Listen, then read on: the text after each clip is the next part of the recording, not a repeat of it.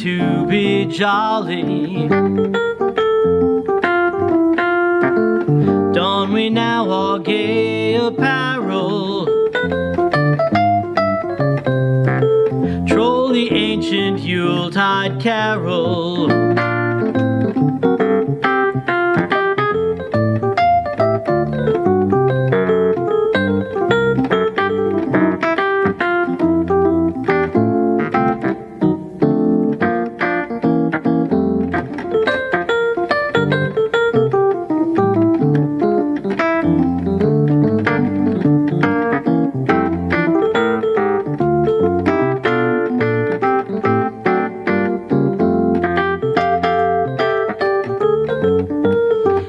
La la la la la la la la. Fa la la la la la la la la.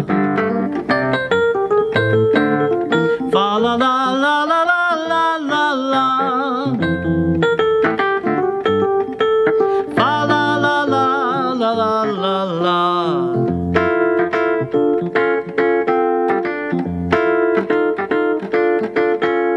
See that blazing Yule before us.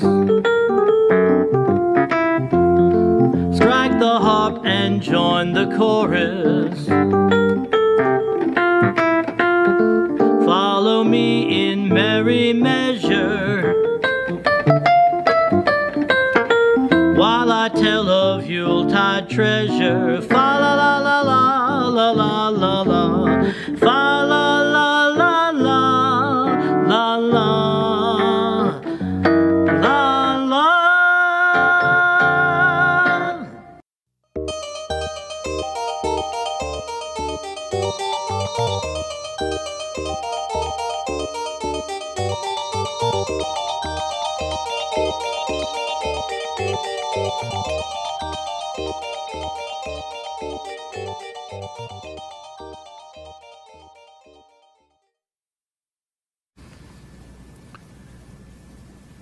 $1.87. That was all, and 60 cents of it was in pennies. Pennies saved 1 and 2 at a time by bulldozing the grocer and the vegetable man and the butcher until one's cheeks burned with a silent imputation of parsimony that such close dealing implied. 3 times Della counted it, $1.87, and the next day would be Christmas. There was clearly nothing left to do but flop down on the shabby little couch and howl, so Della did it, which instigates the moral reflection that life is made up of sobs and sniffles and smiles, with sniffles predominating.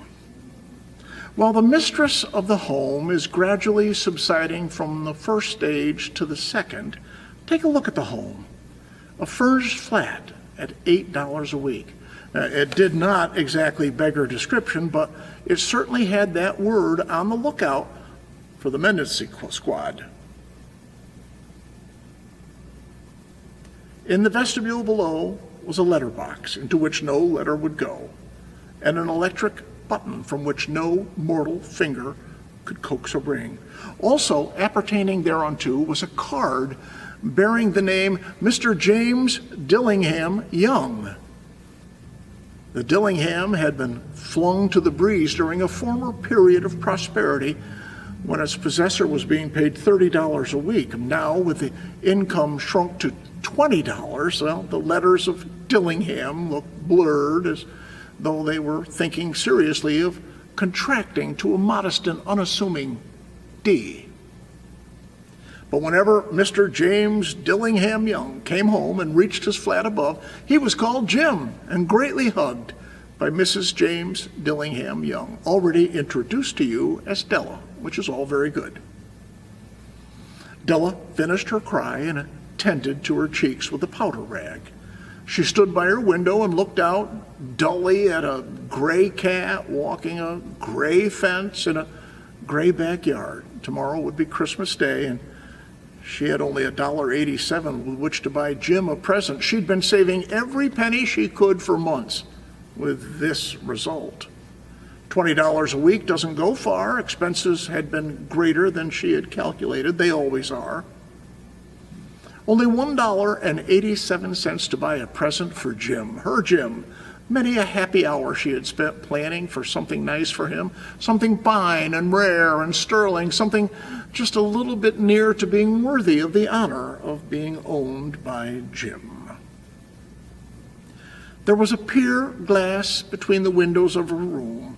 Perhaps you have seen a pier glass in an $8 flat. A very thin and very agile person may, by observing his reflection in the rapid sequence of longitudinal strips, obtain a fairly accurate conception of his looks, and Della, being slender, had mastered the art. Suddenly she whirled from the window and stood before the glass. Her eyes were shining brilliantly, but her face had lost its color within 20 seconds. Rapidly she pulled down her hair and let it fall to its full length.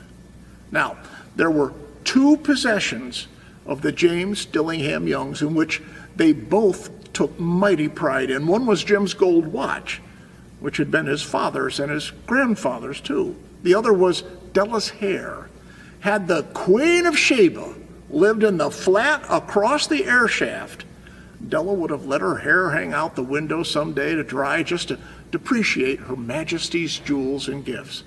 And if King Solomon had been the janitor with all of his treasures piled up in the basement, Jim would have pulled out his watch every time he passed just to see him pluck at his beard from envy. So now Della's beautiful hair fell about her, rippling and shining like a cascade of brown waters. It reached below her knee and made itself almost a garment for her, and then she did it up again nervously and quickly. Once she faltered for a minute and stood still while a tear or two splashed on the worn red carpet. On went her old brown jacket, on went her old brown hat, and with a whirl of skirts and with the brilliant sparkle still in her eyes, she cluttered out the door and down the stairs to the street. Where she stopped, the sign read, "Madame Sofroni, hair goods of all kinds." 1/8 up Della ran, collected herself, panting. Madame, large and too white, chilly, hardly looked the Sofroni. "Will you buy my hair?" asked Della. "I buy hair," said Madame. "Take your hat off and let's have a sight at the looks of it." Down rippled the brown cascade. $20, said Madame, lifting the mass with a practiced hand. "Give it to me quick," said Della. Oh, the next 2 hours tripped by on rosy wings. Forget the hashed metaphor. She was ransacking the stores for Jim's present. And she found it at last. It surely had been made for Jim and no one else. There was no other like it in any of the stores, and she had turned them all inside out. It was a platinum fob chain, simple and chaste in design, properly proclaiming its value by substance alone and not by meretricious ornamentation, as all good things should do. And it was even worthy of the watch. As soon as she saw it, she knew this must be Jim's. It was like him, quietness and value. The description applied to both. $21 they took from her for it, and she hurried home with the 78 cents. With that chain on his watch, Jim might be properly anxious about the time in any company. Grand as the watch was, he sometimes looked at it on the sly on account of the old leather strap that he used in place of a chain. When Della reached home, her intoxication gave way a little to prudence and reason. She got out her curling irons and lighted the gas and went to work repairing the ravages made by generosity added to love, which is always a tremendous task, my dear friends, a mammoth task. Within 40 minutes, her head was covered with tiny, close-lying curls that made her look wonderfully like a truant schoolboy. She looked at her reflection in the mirror long and carefully and critically. "If Jim doesn't kill me," she said to herself, "before he takes a second look at me, he'll say I look like a Coney Island chorus girl. Well, what could I do? What could I do with $1.87? At 7 o'clock, the coffee was made and the frying pan was on the back of the stove, hot and ready to cook the chops. Jim was never late.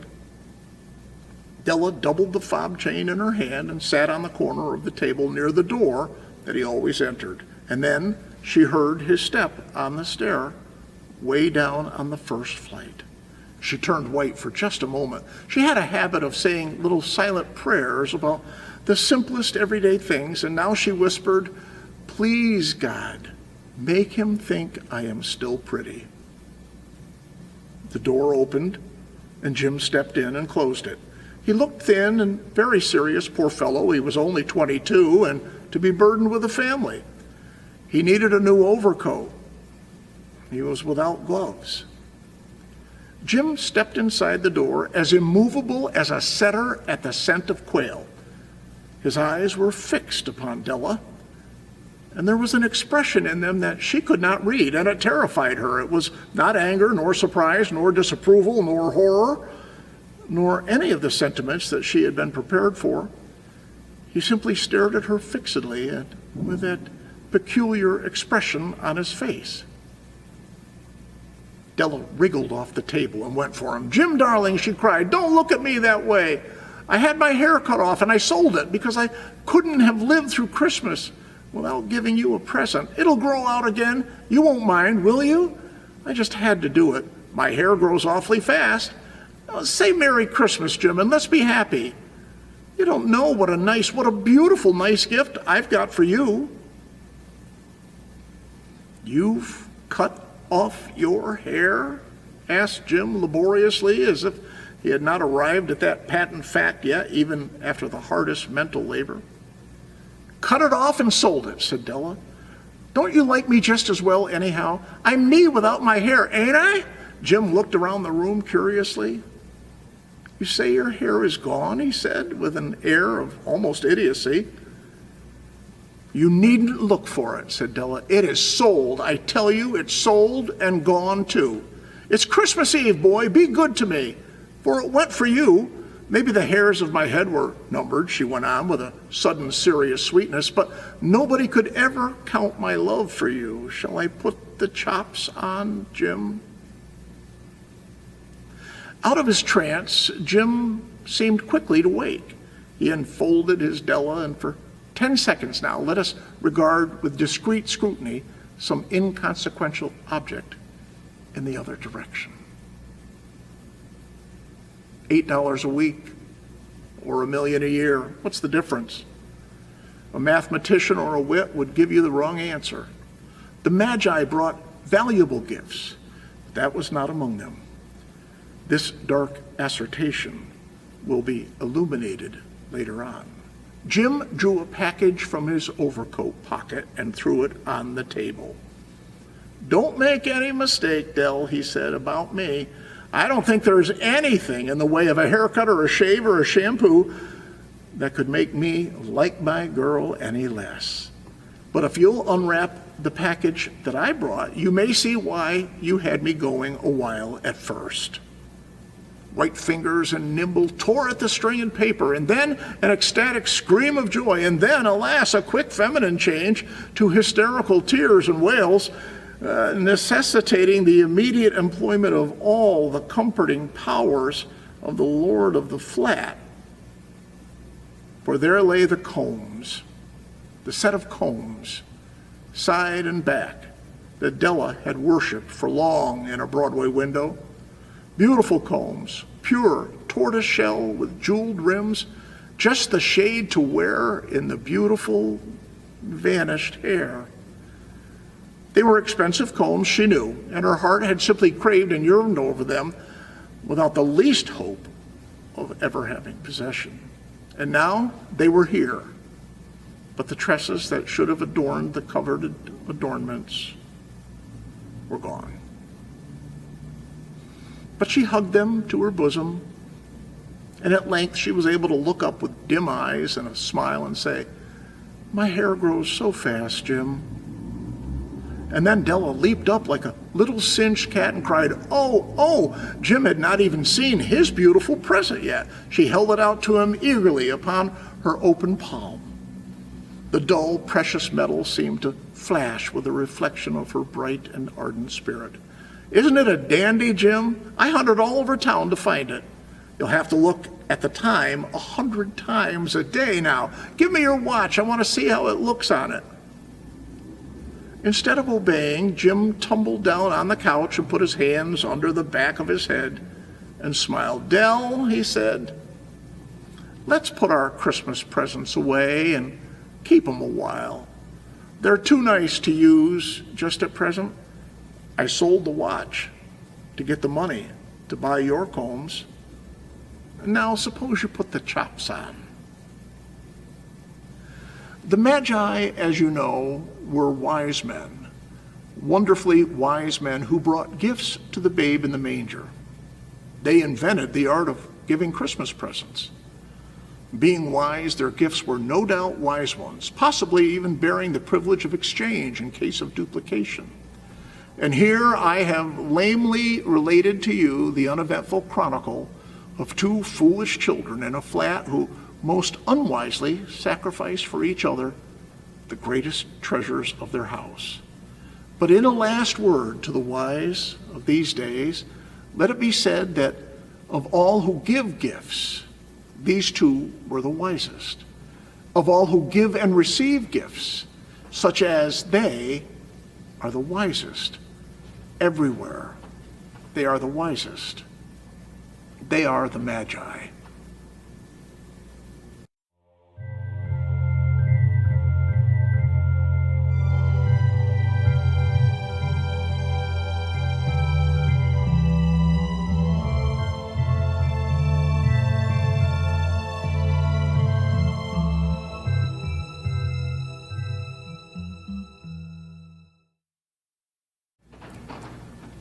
I cannot but remember when the year grows old, October, November, how she disliked the cold. She used to watch the swallows go down across the sky and turn from the window with a little sharp sigh.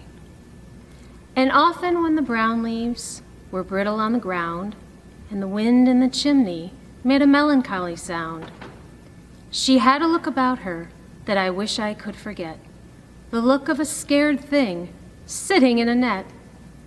Oh, beautiful at nightfall, the soft spitting snow, and beautiful the bare boughs, rubbing to and fro. But the roaring of the fire, and the warmth of fur, and the boiling of the kettle were beautiful to her. I cannot but remember when the year grows old, October, November, how she disliked the cold.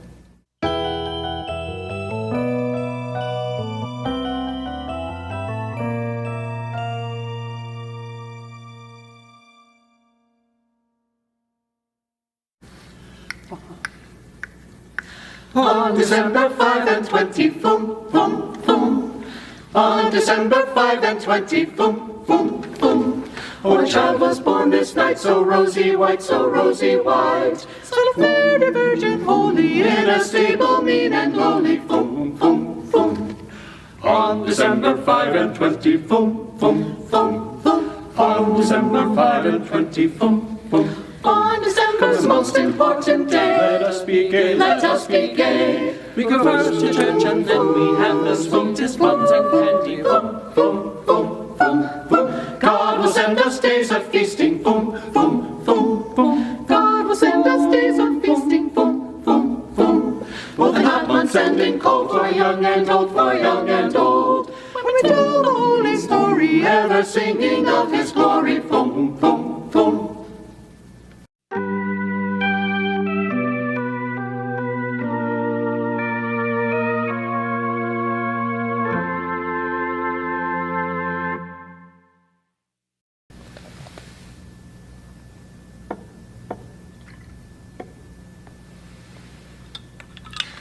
I wish it to be distinctly understood that I do not want a George, Prince of Wales prayer book as a Christmas present.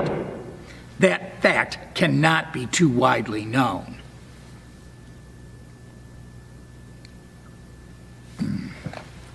There ought to be technical education classes on the science of present giving. No one seems to have the faintest notion of what anyone else wants, and the prevalent ideas on the subject are not creditable to a civilized community. There is, for instance, the female relative in the country who knows a tie is always useful and sends you some spotted horror that you could only wear in secret or in Tottenham Court Road. It might have been useful had she kept it to tie up currant bushes with, when it would have served the double purpose of supporting the branches and frightening away the birds. It is an admitted fact that the ordinary tomtit of commerce has a sounder aesthetic taste than the average female relative in the country. Then there are aunts. They are always a difficult class to deal with in the matter of presents. The trouble is that one never catches them really young enough. By the time one has educated them to an appreciation of the fact that one does not wear red woolen mittens in the West End, they die or quarrel with the family or do something equally inconsiderate. That is why the supply of trained aunts is always so precarious. There is my Aunt Agatha, for example, who sent me a pair of gloves last Christmas, and even got so far as to choose a kind that was being worn and had the correct number of buttons. But they were 9s. I sent them to a boy whom I hated intimately. He didn't wear them, of course, but he could have. That was where the bitterness of death came in. It was nearly as consoling as sending white flowers to his funeral. Of course, I wrote and told my aunt that they were the one thing that had been wanting to make my existence blossom like a rose. I'm afraid she thought me frivolous. She comes from the north, where they live in fear of heaven and the Earl of Durham. Aunts with a dash of foreign extraction in them are the most satisfactory in the way of understanding these things. But if you can't choose your aunt, it's wisest in the long run to choose the present and send her the bill. Even friends of one's own set, who might be expected to know better, have curious delusions on the subject. I am not collecting copies of the cheaper editions of Omar Khayyam. I gave the last 4 that I received to the lift boy, and I like to think of him reading them with Fitzgerald's notes to his aged mother. Well, lift boys always have aged mothers. Shows such nice feeling on their part, I think. Personally, I cannot see where the difficulty in choosing suitable presents lies. No boy who had brought himself up properly could fail to appreciate one of those decorative bottles of liqueurs that are so reverently staged in Morrel's window. And it wouldn't in the least matter if one did get duplicates. And there would always be the supreme moment of dreadful uncertainty, whether it was creme de menthe or chartreuse, like the expectant thrill on seeing your partner's hand turned up at bridge. People may say what they like about the decay of Christianity, but the religious system that produced green chartreuse can never really die. And then, of course, there are liqueur glasses and crystallized fruits and tapestry curtains and heaps of other necessities of life that make really sensible presents, not to speak of luxuries, such as having one's bills paid or getting something quite sweet in the way of jewelry. Unlike the alleged good woman of the Bible, I'm not above rubies. When found, by the way, she must have been rather a problem at Christmas time. Nothing short of a blank check would have fitted the situation. Perhaps it's just as well that she's died out. The great charm about me is that I'm so easily pleased. But I draw the line at a Prince of Wales prayer book.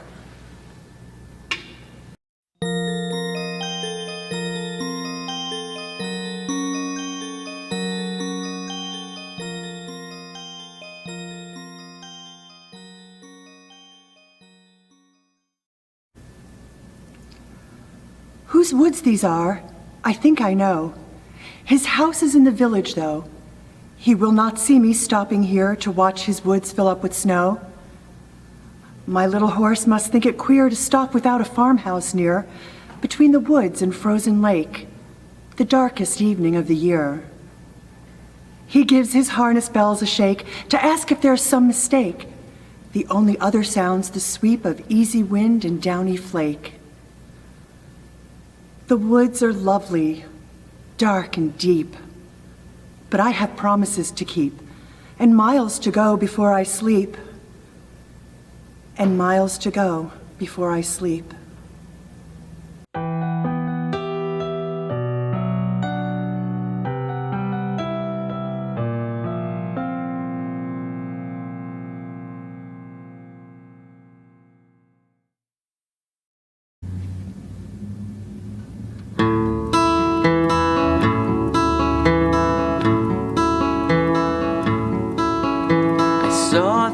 Ships come sailing in on Christmas Day, on Christmas Day.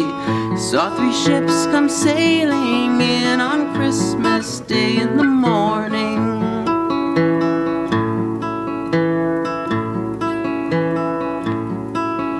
Now what was on those ships so few on Christmas Day, on Christmas Day? It was Jesus Christ and Mary too, on Christmas Day in the morning.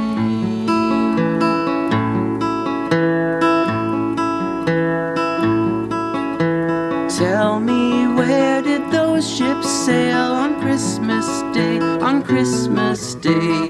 They sailed off to Bethlehem on Christmas Day in the morning.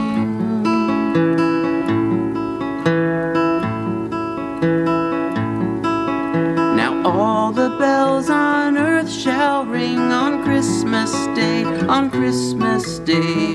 Let us all rejoice and sing on Christmas Day in the morning. On Christmas Day in the morning. On Christmas Day in the morning. On Christmas Day in the morning.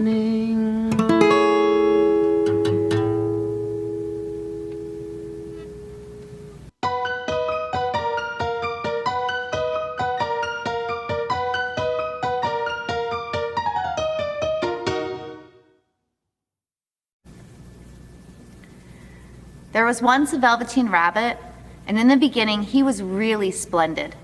He was fat and bunchy, as a rabbit should be.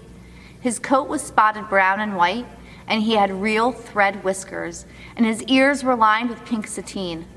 On Christmas morning, when he sat wedged on the top of the boy's stocking, with a sprig of holly between his paws, the effect was charming. There were other things in the stocking, nuts and oranges and a toy engine and chocolate almonds and a clockwork mouse, but the rabbit was quite the best of all. For at least 2 hours the boy loved him, and then aunts and uncles came to dinner, and there was a great rustling of tissue paper and unwrapping of parcels, and in the excitement of looking at all the new presents, the velveteen rabbit was forgotten. For a long time he lived in the toy cupboard or on the nursery floor, and no one thought very much of him. He was naturally shy, and being only made of velveteen, some of the more expensive toys quite snubbed him. The mechanical toys were very superior and looked down upon everyone else. They were full of modern ideas and pretended they were real. The model boat, who had lived through 2 seasons and lost most of his paint, caught the tone from them, and never missed an opportunity to referring to his riggings in technical terms. The rabbit could not claim to be a model for anything, for he didn't know that real rabbits existed. He thought they were all stuffed with sawdust like himself, and he understood that sawdust was quite out of date and should never be mentioned in modern circles. Even Timothy, the jointed wooden lion, who was made by disabled soldiers and should have had a broader view, put on airs and pretended he was connected with government. Between them all, the poor little rabbit was made to feel himself very insignificant and commonplace, and the only person that was kind to him at all was the skin horse. The skin horse had lived longer in the nursery than any of the others. He was so old that his brown coat was bald in patches and showed the seams underneath, and most of the hair in his tail had been pulled out to string bead necklaces. He was wise, for he had seen a long succession of mechanical toys arrive to boast and swagger, and by break their mainsprings and pass away. And he knew that they were only toys, and would never turn into anything else.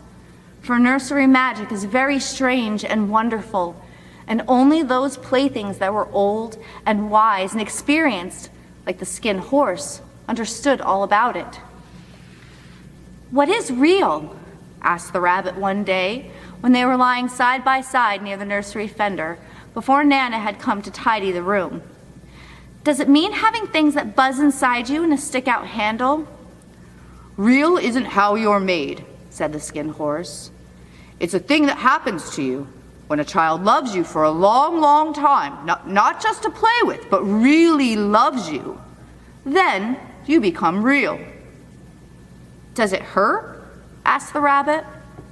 "Sometimes," said the skin horse, for he was always truthful. "When you are real, you don't mind being hurt." "Does it happen all at once, like being wound up?" asked the rabbit. "Or bit by bit?" "It doesn't happen all at once," said the skin horse. "You become. It takes a long time. That's why it doesn't often happen to people who break easily, or have sharp edges, or have to be carefully kept. Generally, by the time you're real, most of your hair has been loved off, and your eyes drop out, and you get loose in the joints and very shabby. But these things don't matter at all, because once you're real, you can't be ugly, except to people who don't understand." "I suppose you're real?" said the rabbit, and then he wished he hadn't said it, for he thought the skin horse might be sensitive. But the skin horse only smiled. "The boy's uncle made me real," he said, "and that was a great many years ago. But once you're real, you can't become unreal again. It lasts for always." The rabbit sighed. He thought it would be a long time before this magic called real happened to him. He longed to become real, to know what it felt like, and yet the idea of growing shabby and losing his eyes and whiskers was rather sad. He wished he could become it without these uncomfortable things happening to him. There was a person called Nana who ruled the nursery. Sometimes she took no notice of the playthings lying about, and sometimes, for no reason whatever, she went swooping about like a great wind and hustled them away into cupboards. She called this tidying up, and the playthings all hated it, especially the tin ones. The rabbit didn't mind so much, for wherever he was thrown, he came down soft. One evening when the boy was going to bed, he couldn't find the china doll that always slept with him. Nana was in a hurry, and it was too much trouble to hunt for China Dog at bedtime. So she simply looked about her, and seeing that the toy cupboard door stood open, she made a swoop. "Here," she said, "take your old bunny. He'll do to sleep with you." And she dragged the bunny out by one ear and put him into the boy's arms. That night, and for many nights after, the Velveteen Rabbit slept in the boy's bed. At first he found it rather uncomfortable, for the boy hugged him very tight, and sometimes he rolled over on him, and sometimes he pushed him so far under the pillow that the rabbit could scarcely breathe. And he missed, too, those long moonlit hours in the nursery when all the house was silent, and his talks with the skin horse. But very soon, he grew to like it, for the boy used to talk to him and made nice tunnels for him under the bedcloths, which he said were like burrows the real rabbits lived in. And they had splendid games together, in whispers, when Nana had gone away to her supper and left the nightlight burning on the mantelpiece. And then when the boy dropped off to sleep, the rabbit would snuggle down close under his warm little chin and dream, with the boy's hands clasped close around him all night long. And so time went on, and the little rabbit was very happy. So happy that he never noticed how his beautiful velveteen fur was getting shabbier and shabbier, and his tail coming unsewn, and all the pink rubbed off his nose where the boy had kissed him. Spring came, and they had long days in the garden, for wherever the boy went, the rabbit went too. He had rides in the wheelbarrow, and picnics on the grass, and lovely fairy huts built for him under the raspberry canes behind the flower border. And once, when the boy was called away suddenly to go out to tea, the rabbit was left out on the lawn until long after dusk, and Nana had to come and look for him with a candle because the boy couldn't go to sleep unless he was there. He was wet through with the dew and quite earthy from diving into the burrows the boy had made for him in the flower bed. And Nana grumbled as she rubbed him off on the corner of her apron. "You must have your old bunny," she said. "Fancy all this fuss for a toy." And the boy sat up in bed and stretched out his hands. "Give me my bunny," he said. "You mustn't say that. He isn't a toy. He's real." Well, when the little rabbit heard that, he was happy, for he knew that what the skin horse had said was true at last. The nursery magic had happened to him, and he was a toy no longer. He was real. The boy himself had said it. That night, he was almost too happy to sleep, and so much love stirred in his little sawdust heart that it almost burst. And into his boot-button eyes that had long ago lost their polish, there came a look of wisdom and beauty, so that even Nana noticed the next morning when she picked him up and said, "I declare, that old bunny hasn't quite a knowing expression." It was a wonderful summer. Near the house where they lived, there was a wood, and in the long June evenings the boy liked to go there after tea to play. He took the Velveteen Rabbit with him. Before he wandered off to pick flowers or play in the brigands among the trees, he always made the rabbit a little nest somewhere among the bracken, where he would be quite cozy, for he was a kind-hearted little boy, and he liked the bunny to be comfortable. One evening, when the bunny was lying there alone, watching the ants run to and fro between his velvet paws on the grass, he saw two strange beings creep out from the tall bracken near him. They were rabbits like himself, but quite furry and brand new. They must have been really well made, for their seams didn't show at all, and they changed their shape in a queer way when they moved. One minute they were long and thin, and the next minute fat and bunchy, instead of always staying the same like he did. Their feet patted softly on the ground, and they crept quite close to him, twitching their noses while the rabbit stared hard to see which side the clockwork stuck out, for he knew that people who jump generally have something to wind them up. But he couldn't see it. They were evidently a new kind of rabbit altogether. They stared at him, and the little rabbit stared back, and all the time their noses twitched. "Why don't you get up and play with us?" one of them asked. "I don't feel like it," said the rabbit, for he didn't want to explain that he had no clockwork. "Oh," said the furry rabbit, "it's as easy as anything." And he gave a big hop sideways and stood on his hind legs. "I don't believe you can," he said. "I can," said the little rabbit. I can jump higher than anything." And he meant when the boy threw him, but of course he didn't want to say so. "Can you hop on your hind legs?" asked the furry rabbit. That was a dreadful question, for the Velveteen Rabbit had no hind legs at all, The back of him was made all in one piece, like a pincushion. He sat still in the bracken and hoped that the other rabbits wouldn't notice. I don't want to, he said again. But the wild rabbits have very sharp eyes, and one stretched out his neck and looked. He hasn't got any hind legs, he called out. Fancy a rabbit without any hind legs. And he began to laugh. I have, cried the little rabbit. I have got hind legs. I'm sitting on them. And then stretch them out and show me, like this, said the wild rabbit. And he began to whirl round and dance. The little rabbit was quite dizzy. I don't like dancing, he said. I'd rather sit still. But all the while he was longing to dance, for a funny new tickly feeling ran through him, and he felt he would give anything in the world to be able to jump about like these rabbits did. The strange rabbit stopped dancing and came quite close. And he came so close this time that his long whiskers brushed the Velveteen Rabbit's ear. And then he wrinkled his nose suddenly and flattened back his ears and jumped backwards.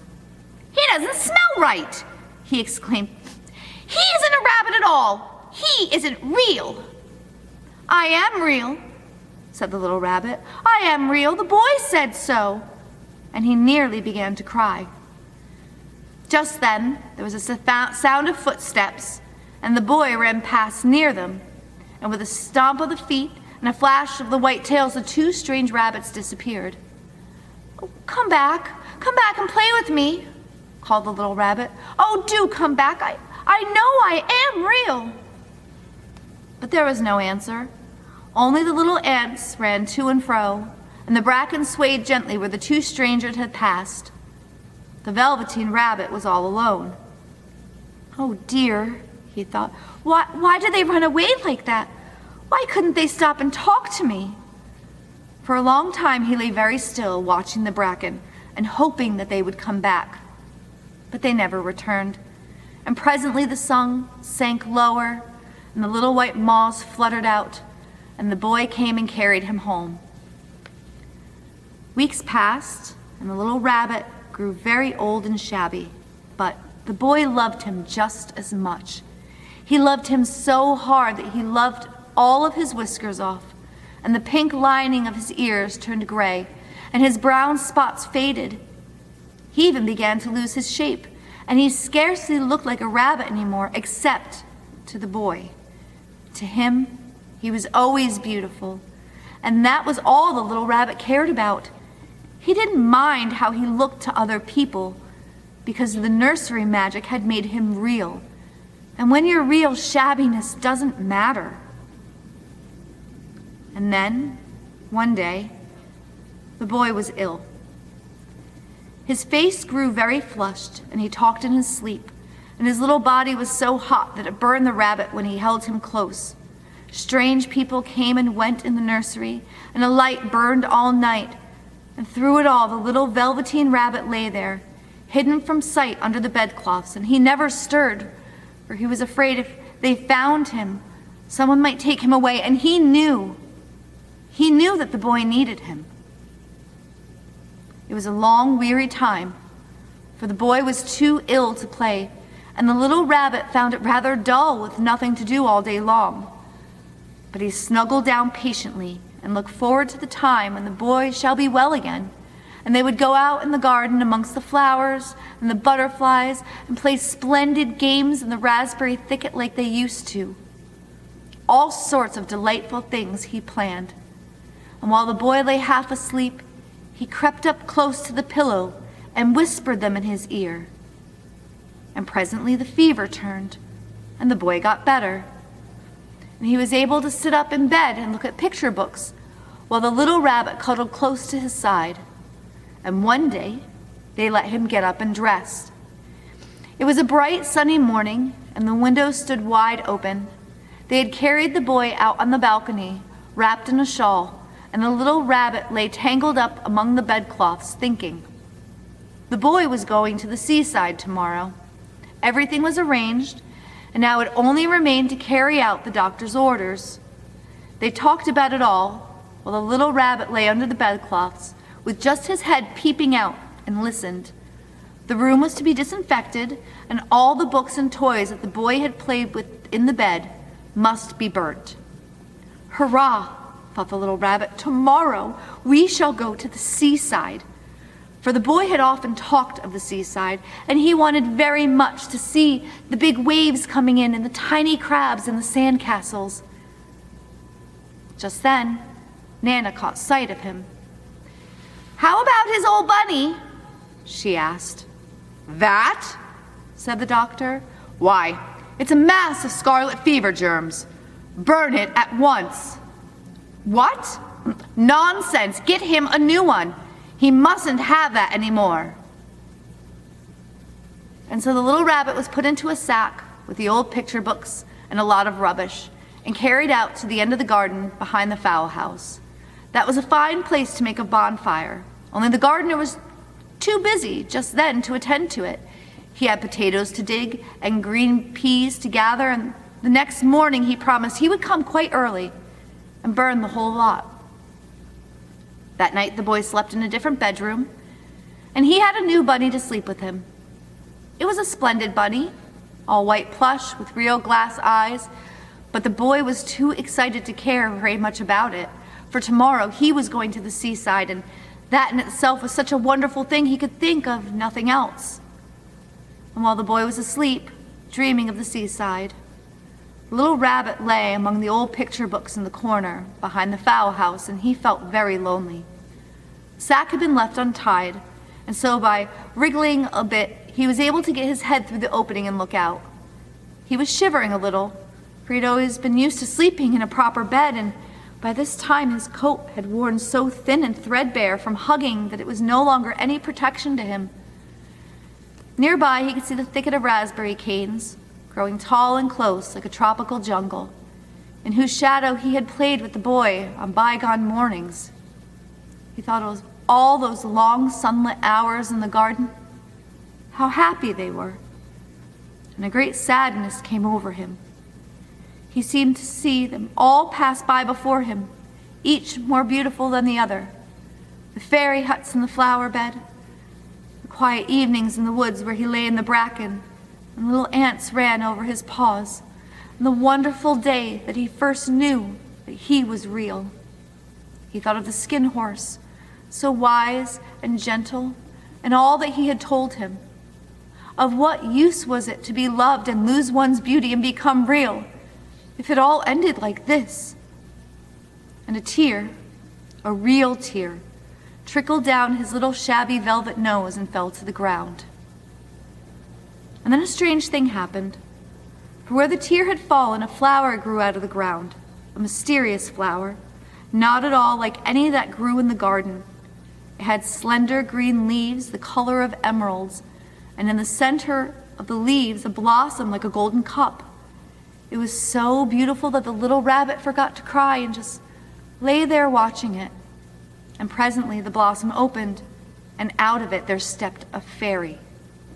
She was quite the loveliest fairy in the whole world. Her dress was of pearl and dewdrops, and there were flowers round her neck and in her hair, and her face was like the most perfect flower of all. And she came close to the little rabbit and gathered him up in her arms and kissed him on his velveteen nose that was all damp from crying. "Little rabbit," she said, "don't you know who I am?" And the rabbit looked at her, and it seemed to him that he had seen her face before, but he couldn't think where. "I'm the nursery magic fairy," she said. "I take all the playthings that the children have loved. When they're old and they're worn out and the children don't need them anymore, then I come and I take them away with me, and I turn them into real." "Wasn't I real before?" asked the little rabbit. "Well, you were real to the boy," said the fairy, "because he loved you. Now you shall be real to everyone." And she held the little rabbit close in her arms and flew with him into the wood. It was light now, for the moon had risen. All the forest was beautiful, and the fronds of the bracken shone like frosted silver. In the open glade between the tree trunks, the wild rabbits danced with their shadows on the velvet grass. But when they saw the fairy, they all stopped dancing and stood round in a ring to stare at her. "I brought you a new playfellow," said the fairy. "You must be kind to him and teach him all he needs to know in Rabbitland, for he's going to live with you forever and ever." And she kissed the little rabbit again, and she put him down on the grass. "Run and play, little rabbit," she said. But the little rabbit sat quite still for a moment and never moved, for when he saw the wild rabbits dancing round him, he suddenly remembered about his hind legs, and he didn't want them to see he was all made in one piece. He did not know that when the fairy kissed him that last time, she had changed him altogether. He might have sat there a long time, too shy to move, if just then something hadn't tickled his nose. Before he thought what he was doing, he lifted his hind toe to scratch it. And he found that he actually had hind legs. Instead of dingy velveteen, he had brown fur, soft and shiny. His ears twitched by themselves, and his whiskers were so long that they brushed the grass. He gave one leap, and joy of using those hind legs was so great that he went springing about the turf on them, jumping sideways and whirling round as the others did. And he grew so excited that when at last he did stop to look for the fairy, she had gone. He was a real rabbit at last, at home with the other rabbits. Autumn passed and winter, and in the spring, when the days grew warm and sunny, the boy went out to play in the wood behind the house, and while he was playing, 2 rabbits crept out from the bracken and peeped at him. One of them was brown all over, but the other had strange markings under his fur, as though long ago he had been spotted, and those spots still showed through. And about his little soft nose and his round black eyes there was something familiar, so that the boy thought to himself, "Why, he looks just like my old bunny that I lost when I had scarlet fever." But he never knew that it really was his own bunny, come back to look at the child who had first helped him to be real.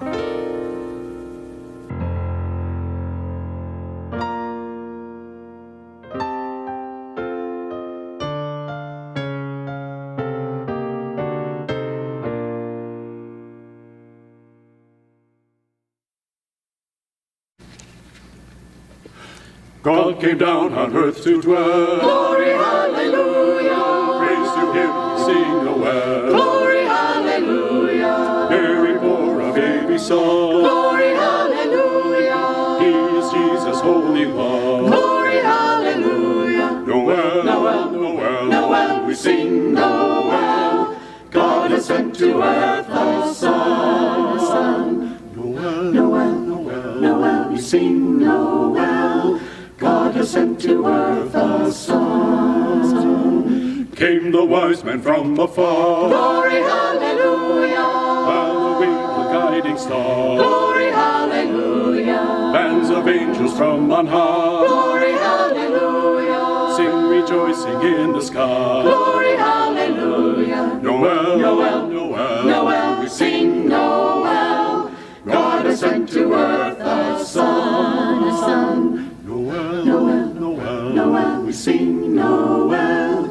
God has sent to earth a Son. On and on 1,000 ways. Glory, hallelujah. Sing a joyful song of praise. Glory, hallelujah. Now and evermore we sing. Glory, hallelujah. Glory to the tiny King. Glory, hallelujah. Noel, Noel, Noel, Noel, we sing Noel. God has sent to earth a Son. Noel, Noel, Noel, Noel, we sing Noel.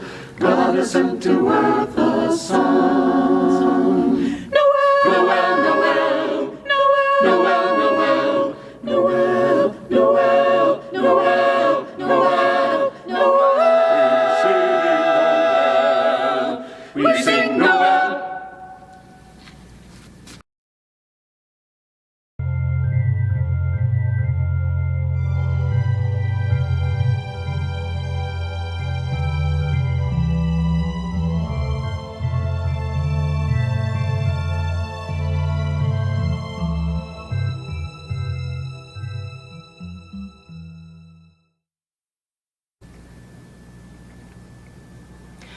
The city had withdrawn into itself and left at last the country to the country.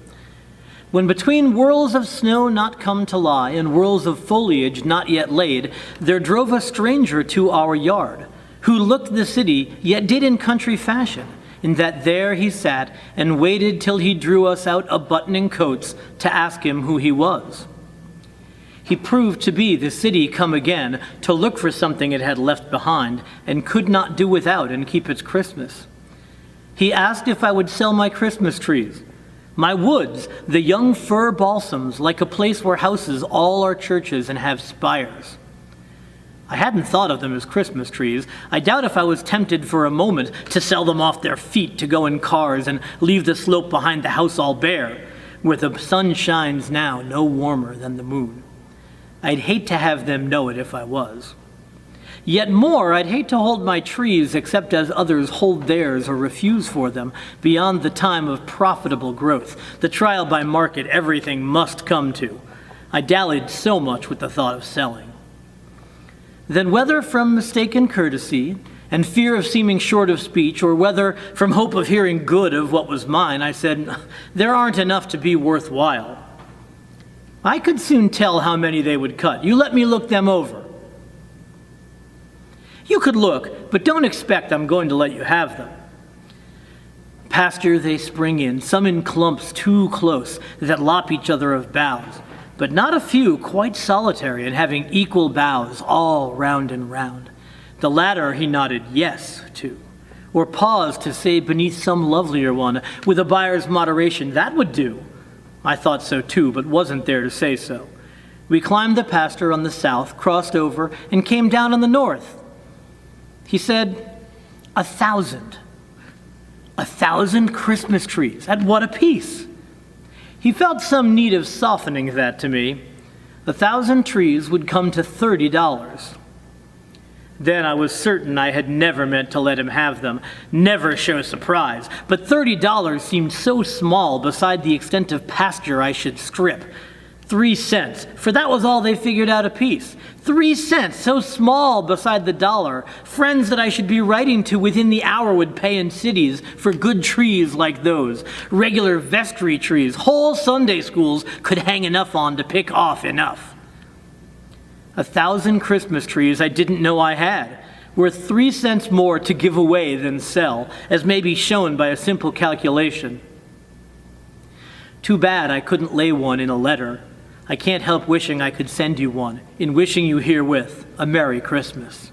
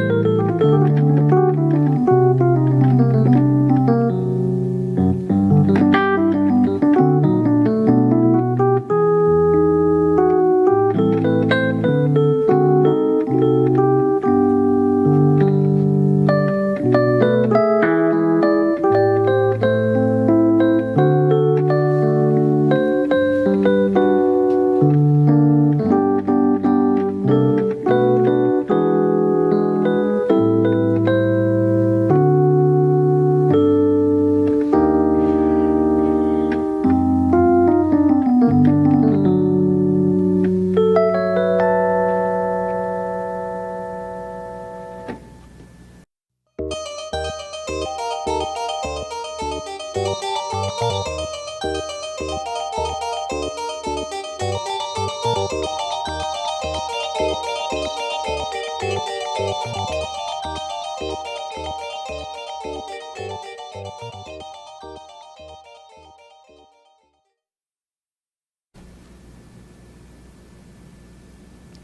Clay looked out of the window of the old farmhouse. The view was dreary enough. Hill and field and woodland, bare, colorless, mist-covered, with no other house in sight. She had never been a woman to crave for company. She liked sewing.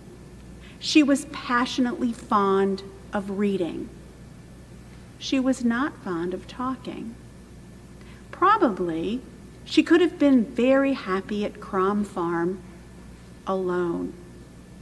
Before her marriage, she had looked forward to the long evenings with her sewing and reading. She knew that she would be busy enough in the day, for the farmhouse was old and rambling, and she was to have no help in the housework. But she looked forward to quiet, peaceful lamplit evenings, and only lately, after 10 years of married life, had she reluctantly given up the hope for them. For peace was far enough from the old farm kitchen in the evening. It was driven away by John Clay's loud voice, raised always in orders or complaints, or in stumbling, incoherent reading aloud of his newspaper. Mary was a silent woman herself, and a lover of silence, but John liked to hear the sound of his voice. He liked to shout at her, to call for her from one room to another. Above all, he liked to hear his voice reading the paper out loud to her in the evening. She dreaded that most of all.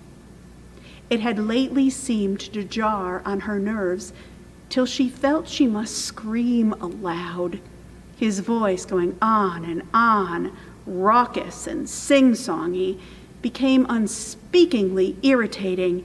His "Mary!" summoning her from her household work to wherever he happened to be. His "Get my slippers!" or "Bring me my pipe!" exasperated her, almost to the point of rebellion. "Get your own slippers!" had trembled on her lips, but had never passed them, for she was a woman who could not bear anger. Noise of any kind appalled her. She had borne it for 10 years, so surely she could go on with it.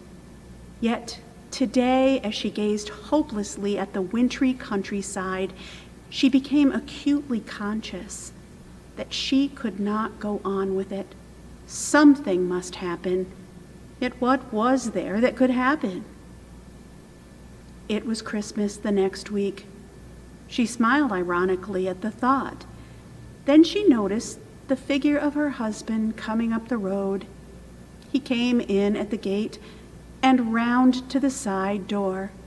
"Mary!" She went slowly in answer to the summons. He held a letter in his hand. "Met the postman," he said, "from your aunt." She opened the letter and read it in silence. Both of them knew quite well what it contained. "She wants us to go over for Christmas again," said Mary. He began to grumble. "She's deaf as a post. She's most as deaf as her mother was. She ought to know better than to ask folks over when she can't hear a word anyone says." Mary said nothing. He always grumbled about the invitation at first, but really he wanted to go. He liked to talk with her uncle. He liked the change of going down to the village for a few days and hearing all its gossip. He could quite well leave the farm to the hands for that time. The Crewe deafness was proverbial.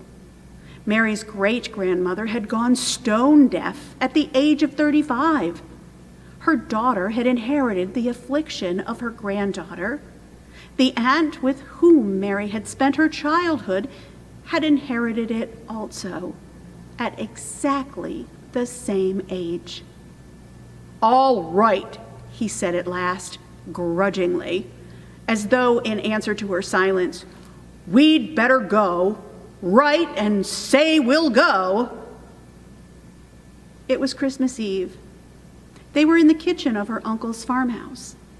The deaf old woman sat in her chair by the fire, knitting. Upon her sunken face, there was a curious, sardonic smile that was her habitual expression. The two men stood in the doorway. Mary sat at the table, looking aimlessly out the window. Outside, the snow fell in blinding showers. Inside, the fire gleamed onto the copper pots and pans, the crockery on the old oak dresser, the hams hanging from the ceiling. Suddenly, James turned. "Jane!" he said. The deaf woman never stirred. "Jane!"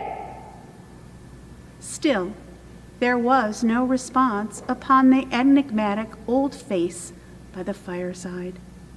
"Jane!" She turned slightly towards the voice. "Get them photos from upstairs to show John," he bawled. "What about boats?"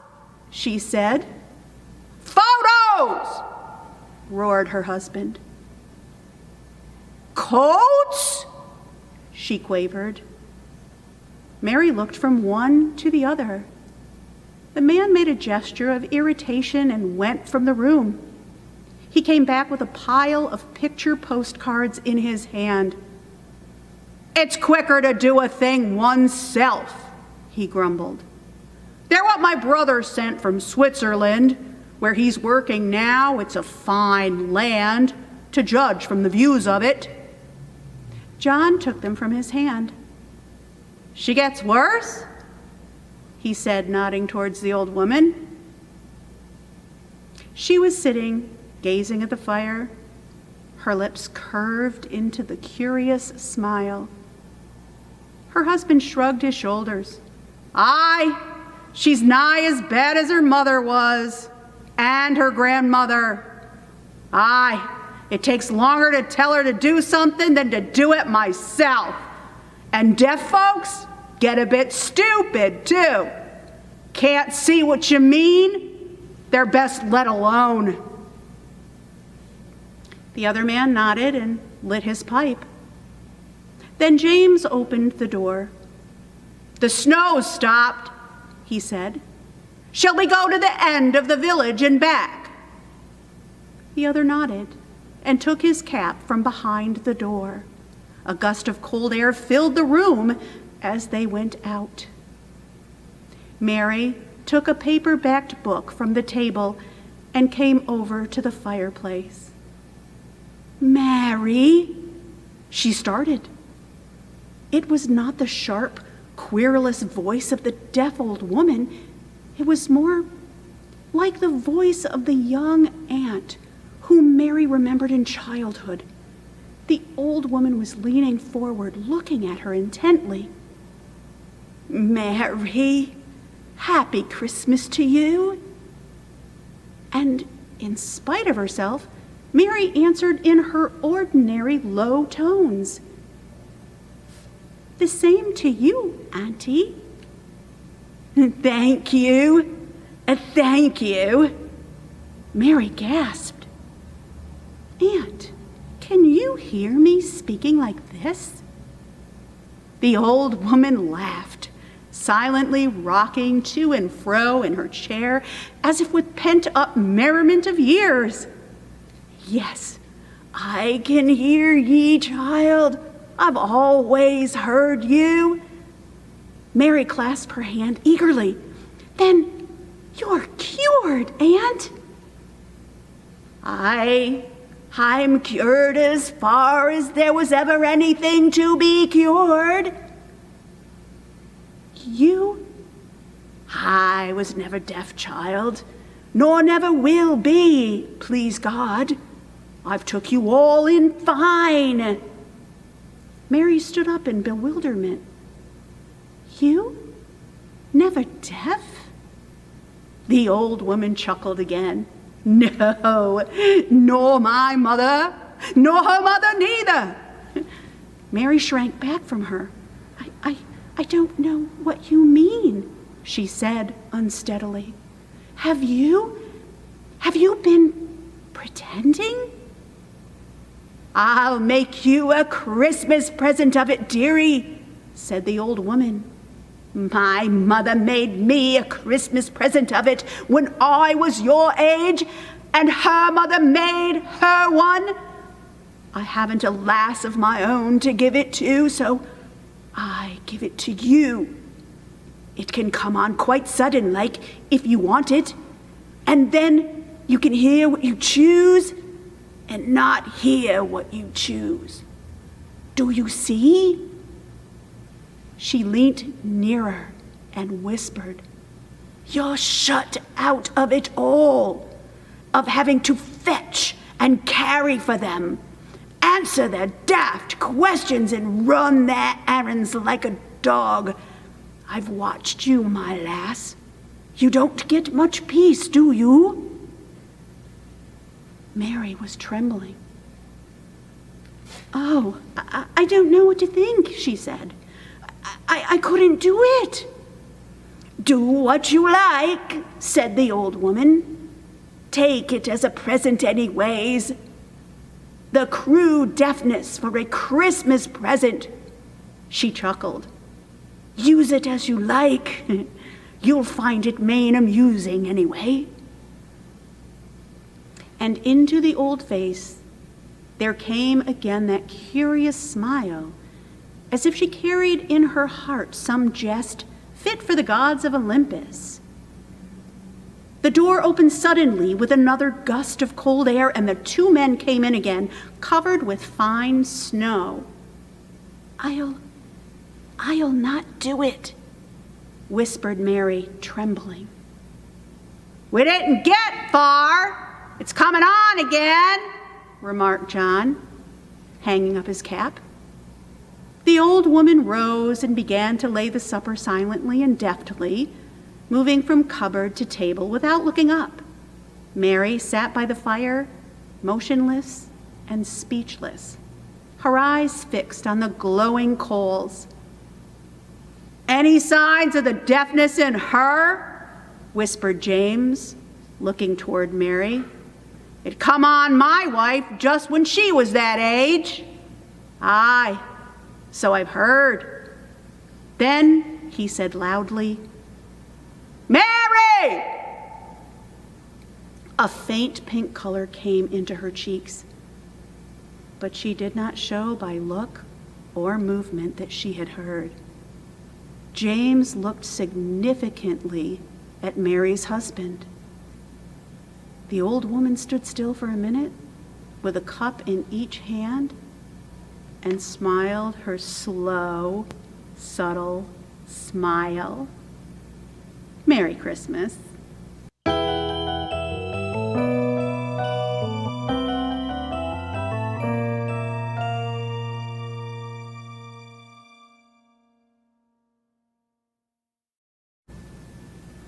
All out of doors looked darkly in at him through the thin frost, almost in separate stars that gathers on the pane in empty rooms. What kept his eyes from giving back the gaze was the lamp tilted near them in his hand. What kept him from remembering what it was that brought him to that creaking room was age. He stood with barrels round him at a loss, and having scared the cellar under him in clomping there, he scared it once again in clomping off, and scared the outer night, which has its sounds, familiar like the roar of trees and crack of branches, common things, but nothing so like beating on a box. A light he was to no one but himself, where now he sat, concerned with he knew what. A quiet light, and then not even that.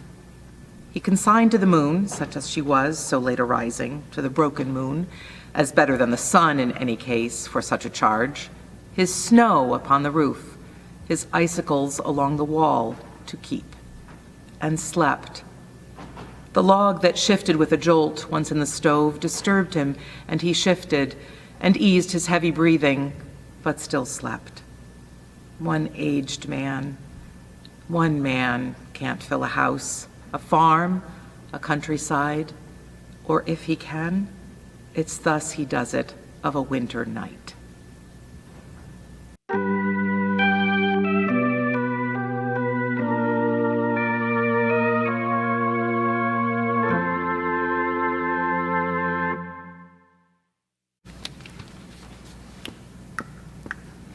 Soli te,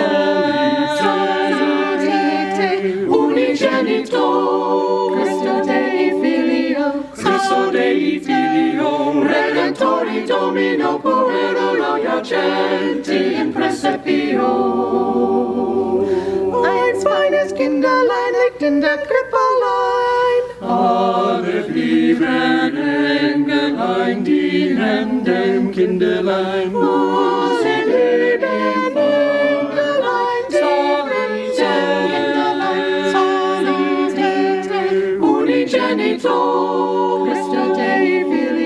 Christo Dei Filio, Redemptori Domino, puero jacenti in praesepio.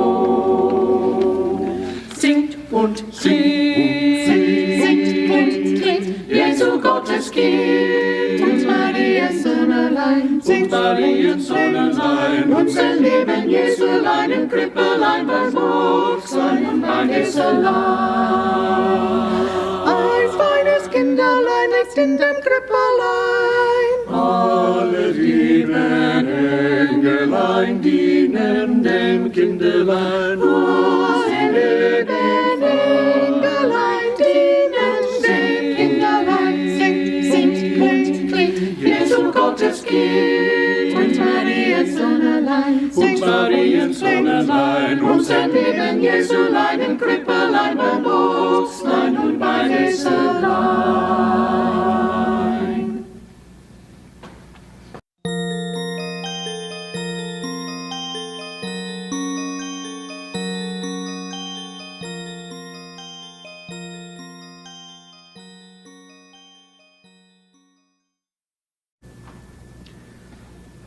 It was terribly cold and nearly dark on the last evening of the old year, and the snow was falling fast. In the cold and the darkness, a poor little girl with a bare head and naked feet roamed through the streets. Now it is true, she had on a pair of slippers when she left home, but they were of not much use. They were very large, so large indeed that they had belonged to her mother, and the poor little creature had lost them in running across the street to avoid two carriages that were rolling along at a terrible speed. One of the slippers she could not find, and a boy seized upon the other and ran away with it, saying that he could use it as a cradle when he had children of his own. So the little girl went on with her naked feet, which were quite red and blue with the cold. Now in an old apron she carried a number of matches and had a bundle of them in her hands. Now no one had bought anything of her the whole day, nor had anyone given her even a penny. Shivering with cold and hunger, she crept along. Poor little child. She looked the picture of misery. The snowflakes fell on her long fair hair, which hung in curls on her shoulders, but she regarded them not. And lights were shining from every window, and there was a savory smell of roast goose, for it was New Year's Eve, and yes, she remembered that.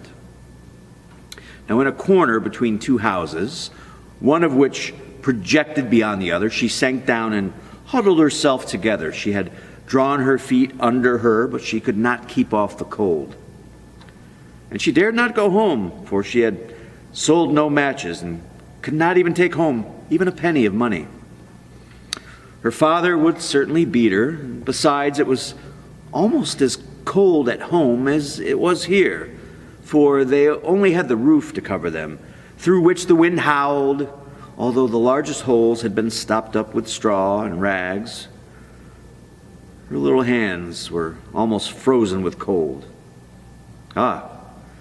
Perhaps a burning match might be some good. If she could draw it from the bundle and strike it against the wall just to warm her fingers, well, she drew it out. Scratch! How it sputtered as it burned. It gave a warm, bright light like a little candle.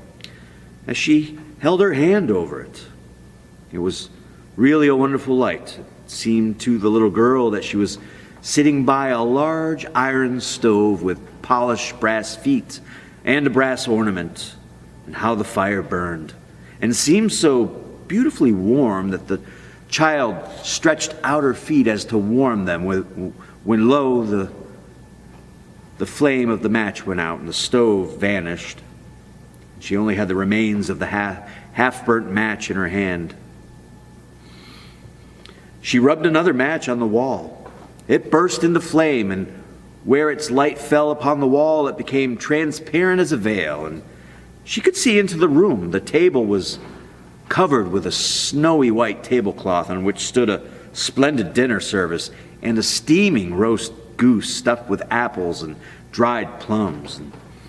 And what was still more wonderful, the goose jumped down from the dish and waddled across the floor with a knife and fork in its breast to the little girl. Then the match went out, and there remained nothing but the thick, damp, cold wall before her. She lighted another match, and then she found herself sitting under a beautiful Christmas tree.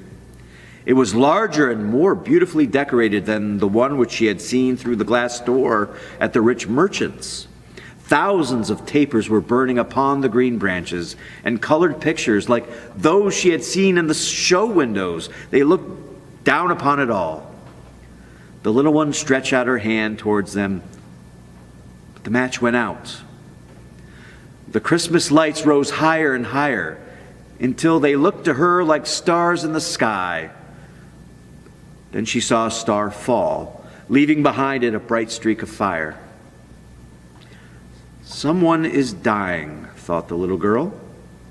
For her old grandmother, the only one who had ever truly loved her, and who was now dead, had told her that when a star falls, a soul was going up to heaven. She again rubbed a match on the wall, and the light shone around her, and in the brightness stood her old grandmother, clear and shining, yet mild and loving in her appearance. "Grandmother," cried the little one, "oh, take me with you. I know you will go away when the match burns out. You will vanish like the warm stove and the roast goose and that large, glorious Christmas tree." And she made haste to light the whole bundle of matches, for she wished to keep her grandmother there. And the matches glowed with a light that was brighter than the noonday, and her grandmother had never appeared so large or so beautiful. And she took that little girl in her arms, and they both flew upwards in brightness and in joy far above the earth, where there was neither cold nor hunger nor pain, for they were together. In the dawn of the morning, there lay the poor little one with pale cheeks and smiling mouth, leaning against the wall, as she had been frozen to death on the last evening of the year. And the New Year's sun rose and shone upon the little corpse. The child still sat in the stiffness of death, holding the matches in her hand, one bundle of which was burnt. "She tried to warm herself," said someone. No one imagined what beautiful things she had seen, nor what glory she had entered with her grandmother on New Year's Day.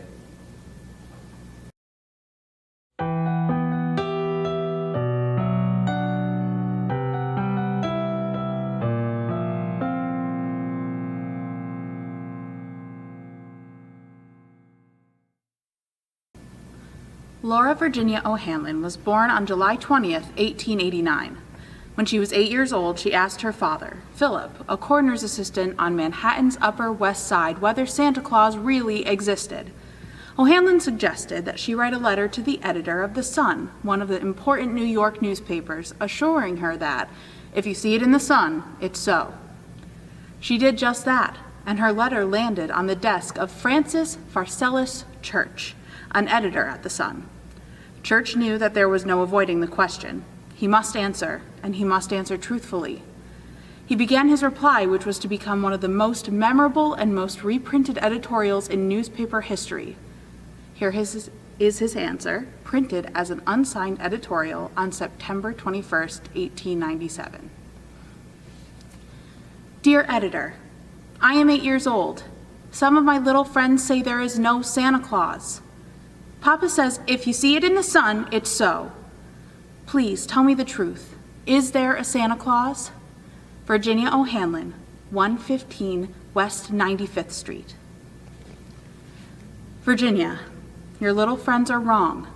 They have been affected by the skepticism of a skeptical age. They do not believe except they see. They think that nothing can be which is not comprehensible by their little minds. All minds, Virginia, whether they be men's or children's, are little. In this great universe of ours, man is a mere insect, an ant in his intellect as compared with the boundless world about him, as measured by the intelligence capable of grasping the whole of truth and knowledge. Yes, Virginia, there is a Santa Claus. He exists as certainly as love and generosity and devotion exist, and you know that they abound and give to your life its highest beauty and joy. Alas, how dreary would be the world if there were no Santa Claus. It would be as dreary as if there were no Virginias. There would be no childlike faith then, no poetry, no romance to make tolerable this existence. We should have no enjoyment except in sense and sight. The eternal light with which childhood fills the world would be extinguished. Not believe in Santa Claus. You might as well not believe in fairies. You might get your papa to hire men to watch in all the chimneys on Christmas Eve to catch Santa Claus, but even if they did not see Santa Claus coming down, what would that prove? Nobody sees Santa Claus, but that is no sign that there is no Santa Claus. The most real things in the world are those that neither children nor men can see. Did you ever see fairies dancing on the lawn? Of course not, but that's no proof that they are not there. Nobody can conceive or imagine all the wonders there are unseen and unseeable in the world. You may tear apart the baby's rattle and see what makes the noise inside, but there is a veil covering the unseen world which not the strongest man, nor even the united strength of all of the strongest men that ever lived could tear apart. Only faith, fancy, poetry, love, romance can push aside that curtain and view and picture the supernal beauty and glory beyond. Is it all real? Virginia, in all this world there is nothing else real and abiding. No, Santa Claus, thank God. He lives, and he lives forever. 1,000 years from now, Virginia, nay, 10 times 10,000 years from now, he will continue to make glad the heart of childhood.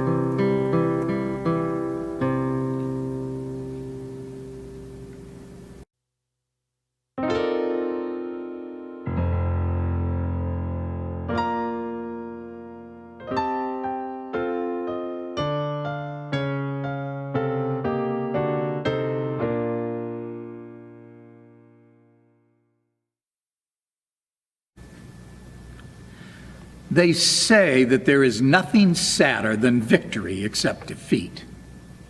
If you've ever stayed with dull people during what is alleged to be the festive season, you can probably revise that saying. I shall never forget putting in a Christmas at the Babwalds. Mrs. Babwald is some relation of my father's, a sort of to-be-left-until-called-for cousin. That was considered sufficient reason for my having to accept her invitation at about the 6th time of asking. Though why the sins of the father should be visited upon the children. Mrs. Babwald wears a rather solemn personality and has never been known to smile, even when saying disagreeable things to her friends or making out the stores list. She takes her pleasures sadly. Her husband gardens in all weathers. When a man goes out in the pouring rain to brush caterpillars off rose trees, I generally imagine his life indoors leaves something to be desired. Anyway, it must be very unsettling for the caterpillars. Of course, there were other people there. There was a major somebody who had shot things in Lapland or somewhere of that sort. I forget what they were, but it wasn't for want of reminding. We had them cold with every meal almost, and he was continuously giving us details of what they measured from tip to tip, as though he thought we were going to make them warm underthings for the winter. I used to listen to him with a rapt attention that I thought rather suited me. And then one day, I quite modestly gave the dimensions of an okapi I had shot in the Lincolnshire fens. The major turned a beautiful Tyrian scarlet. I remember thinking at the time that I should like my bathroom hung in that color. And I think that at that moment, he almost found it in his heart to dislike me. Mrs. Babwald put on a first aid to the injured expression and asked him why he didn't publish a book of his sporting reminiscences, since it would be so interesting. She didn't remember until afterwards that he had given her 2 fat volumes on the subject, with his portrait and autograph as a frontispiece, and an appendix on the habits of the Arctic mussel. It was in the evening that we cast aside the cares and distractions of the day and really lived. Cards were thought to be too frivolous and empty a way of passing the time. So most of them played what they call a book game. You went out into the hall to get an inspiration, I suppose. Then you came back in with a muffler tied round your neck and looked silly. And the others were supposed to guess that you were William McGregor. I held out against the inanity as long as I decently could. But at last, and in a lapse of good nature, I consented to masquerade as a book. Only I warned them it would take some time to carry out. They waited for the best part of 40 minutes while I went and played wine-glass skittles with the page boy in the pantry. You play it with a champagne cork, you know, and the one who knocks down the most glasses without breaking them wins. I won with 4 unbroken out of 7. I think William suffered from over-anxiousness. They were rather mad in the drawing room at my not having come back, and they weren't a bit pacified when I told them afterwards that I was at the end of the passage. I never did like Kipling, was Mrs. Babwald's comment when the situation dawned on her. I couldn't see anything clever in Earthworms Out of Tuscany. Oh, or is that by Darwin?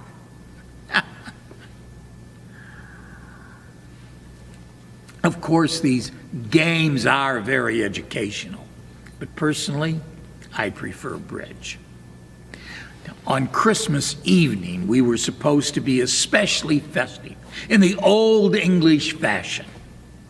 The hall was horribly drafty, but it seemed to be the proper place to revel in. And it was decorated with Japanese fans and Chinese lanterns, which gave it a very old English effect. A young lady with a confidential voice favored us with a long recitation about a little girl who died or did something equally hackneyed. And then the major gave us a graphic account of a struggle he had with a wounded bear. I privately wished that the bears would win sometimes on these occasions. At least they wouldn't go on vaporing about it afterwards. Before we had time to recover our spirits, we were indulged with some thought reading by a young man whom one knew instinctively had a good mother and an indifferent tailor.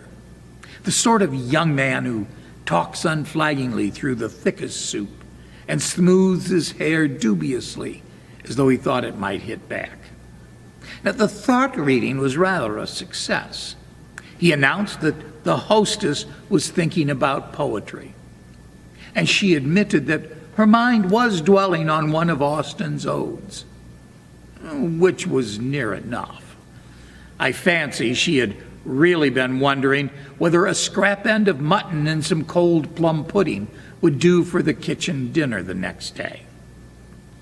As a crowning dissipation, they all sat down to play progressive halma with milk chocolate for prizes. I've been carefully brought up, and I don't like to play games of skill for milk chocolate. So I invented a headache and retired from the scene. I had been preceded a few minutes earlier by Miss Langsham Smith, a rather formidable lady who always got up at some uncomfortable hour in the morning and gave you the impression that she had been in communication with most of the European governments before breakfast. There was a paper pinned on her door with a signed request that she might be called particularly early on the morrow. Such an opportunity does not come twice in a lifetime. I covered up everything except the signature with another notice, one to the effect that before these words should meet the eye, she would have ended a misspent life, was sorry for all the trouble she was giving, and would like a military funeral. A few minutes later, I violently exploded an air-filled paper bag on the landing and gave a stage moan that could have been heard in the cellars. Then I pursued my original intention and went to bed. The noise those people made in forcing open the good lady's door was positively indecorous. She resisted gallantly, but I believe they searched her for bullets for about a quarter of an hour, as if she had been an historic battlefield. I hate traveling on Boxing Day, but one must occasionally do things that one dislikes.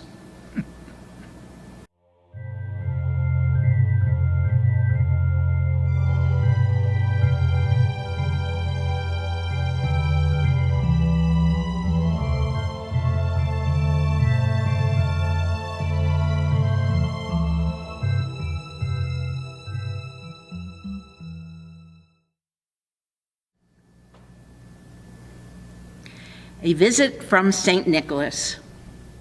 'Twas the night before Christmas, and all through the house not a creature was stirring, not even a mouse. The stockings were hung by the chimney with care, in hopes that St. Nicholas soon would be there. The children were nestled all snug in their beds, while visions of sugar plums danced in their heads.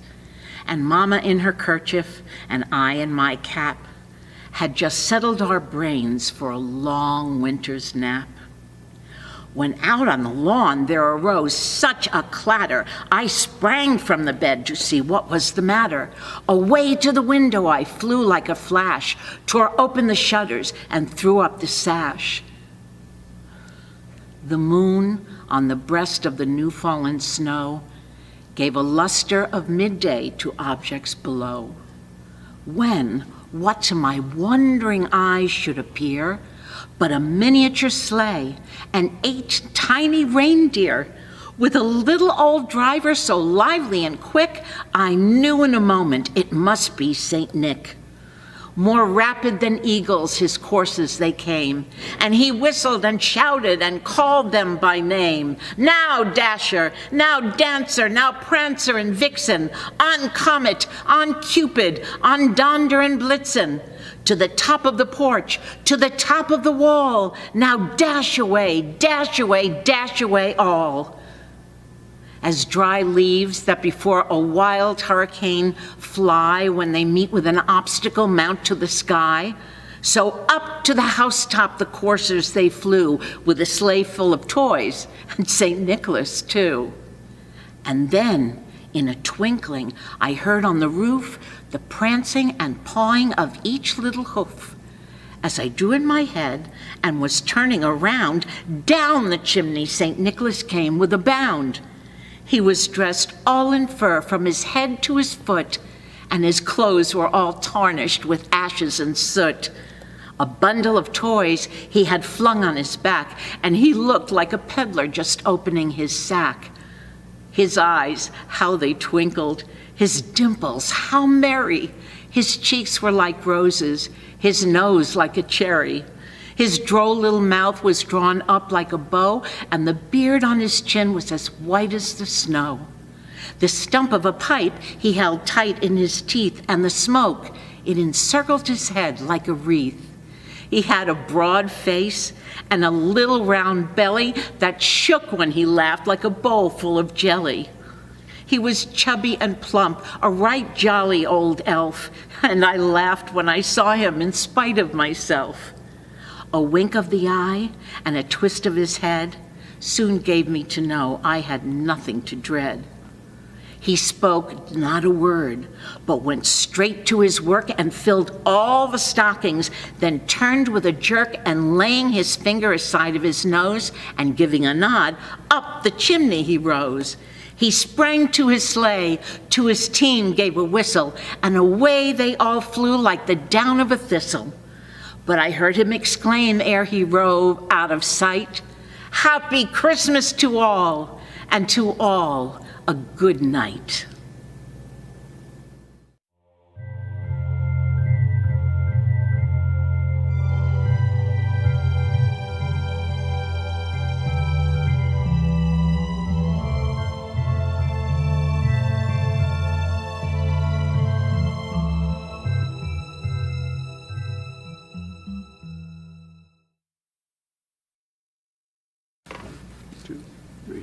Should old acquaintance be forgot and never brought to mind? Should old acquaintance be forgot and days of old lang syne? For old lang syne, my dear, for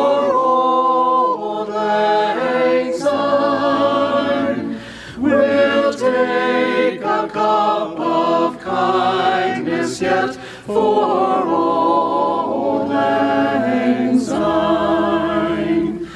And surely you'll buy your pint cup, and surely I'll buy mine, and take a cup of kindness yet for old lang syne.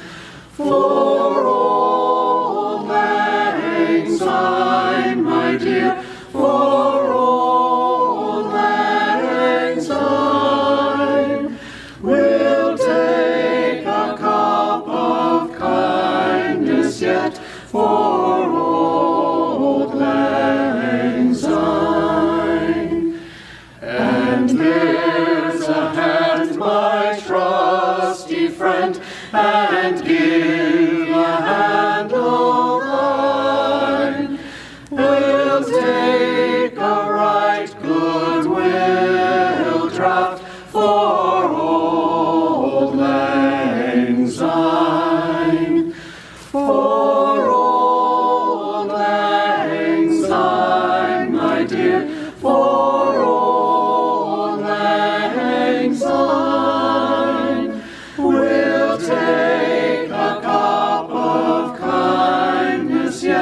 for